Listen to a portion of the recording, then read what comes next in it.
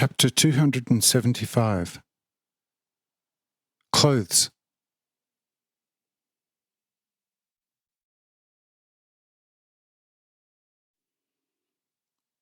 When the royal garments were brought in, and the male and female dressmasters stood there, Gurat went to Mahal and asked him to exchange his hard mountain clothes with soft royal garments.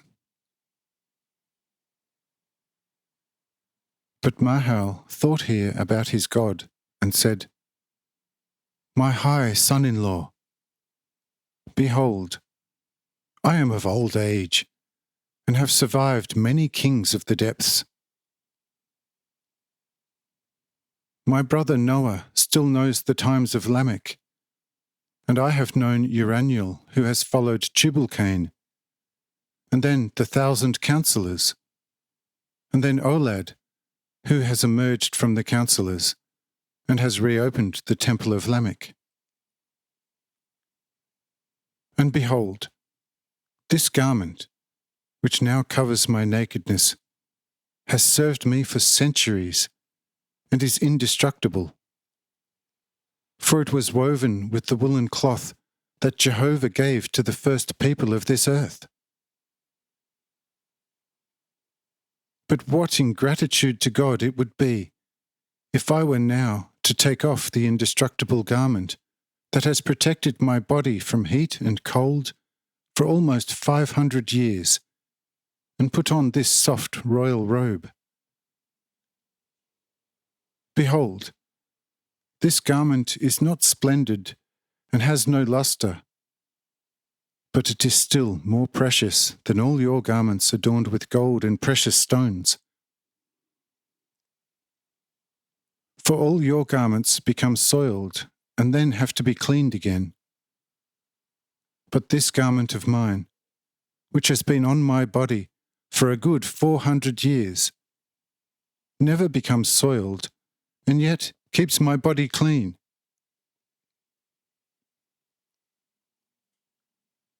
Therefore, I will never put on clothes which get dirty, but will remain with the one that is not only getting not dirty, but also consumes all the dirt of the body, and thereby gives the body an enduring health.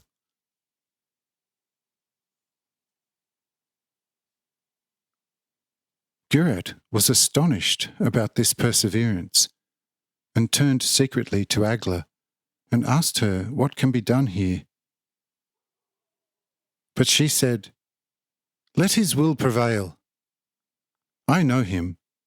What he doesn't want today, and you respect his will, he does the next day. He still holds strongly onto the old God. But when it comes down to it, to exercise too much self-denial, he is capable to sin just like we are. However, do not say anything more today about redressing, otherwise you'll make him completely inflexible. But in the evening, put the white clothes in his bedroom, and he will put them on tomorrow himself, although not fully, but surely over his indestructible dress." And Gurat also asked her secretly if all that her father had said of his enigmatic long life and his garment was true. And Agla said, "You can believe every word he says, because he was already close to 400 years old when he took himself a wife. And on us, his children, you can clearly notice it, since we are all of your old age already, but still have the appearance as if we were still your tenderest adolescents." "Yes," said Gurat, "that is true. Now I believe it. But it is truly extraordinary. But would that be the result of the dress?" And Agla said, This is only caused by the old God, who is the only God, and there is no other forever beside himself. But now, nothing more about this, for the meal is ready.